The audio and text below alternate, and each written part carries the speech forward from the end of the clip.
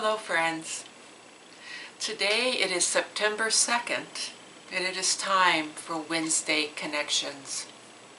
I've missed out on sharing with you the last couple of weeks, and so I really look forward to a few moments with you today. This particular week, I think I've shared with many of you that I'm a part of the 2-year Academy for Spiritual Formation. In our 8th session, it's 8 sessions throughout a 2-year period. Our 8th session got cut off because of COVID and the inability for us to come back together. And so this week we are doing it virtually, and I truly thought that probably it wasn't going to be all that meaningful on the computer, seeing all the faces, and then meeting with our covenant group that we meet with once a day, which is a group of 7 people. 7 or 8, and I thought, I'll do it, but oh my goodness, we are in day 3. Well, actually we began Sunday evening, so it's actually day 4, and it is very deep and meaningful, so I'm really appreciating that. One of the things that's really come to my awareness through my covenant group sharing and through the larger group sharing is how much we are kind of avoiding being as joyful as we typically are, and that we are all despairing a lot, probably for good reason. You know the reasons, just like I do. There is just so much going on, so much going on. And so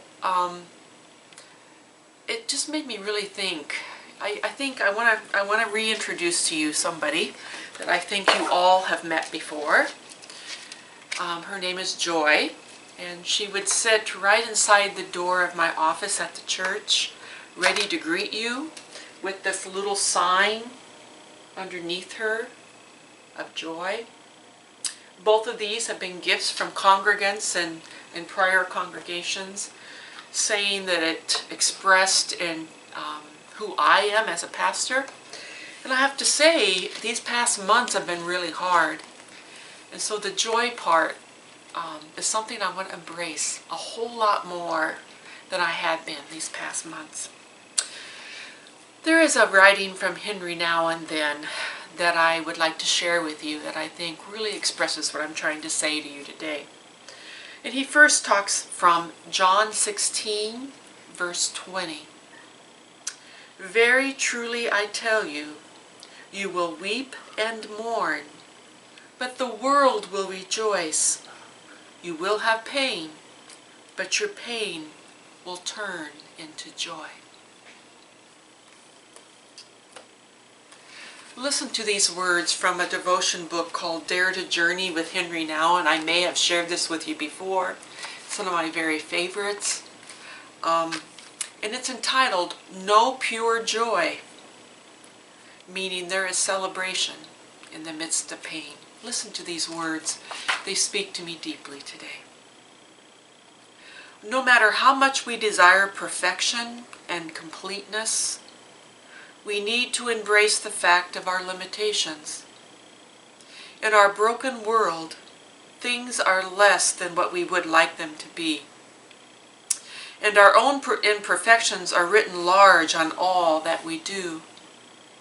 This need not drive us to despair, nor should it prevent us from purposeful activity. We can still do what we must, even when a totally satisfactory conclusion eludes us. Now one reminds us that there is no such thing as clear-cut, pure joy.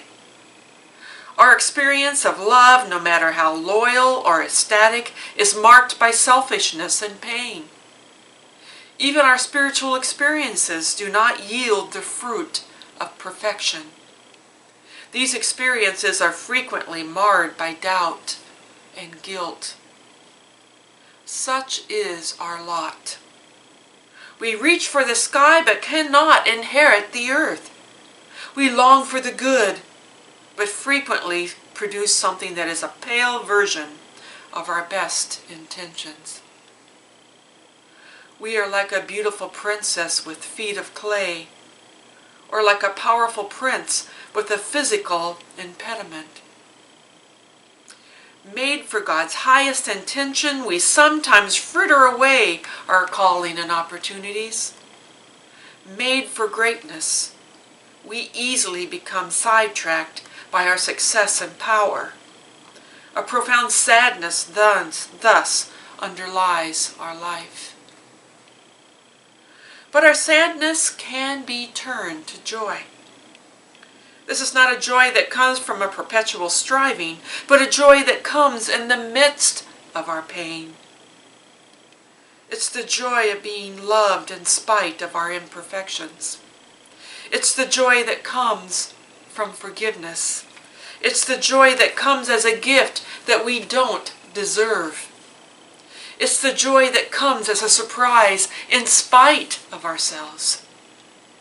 Thus, in the midst of our pain, we can celebrate. In the midst of our broken world, we can still dance. I share these words with you today just because that's where my heart is at. We need to embrace a little more joy, as hard as it is right now. And if it helps you to see this girl, if you're one of those people that has walked into my office and seen her and smiled, allow her to make you smile today. And dance more often. We'll see you soon. I really miss you. Bye-bye.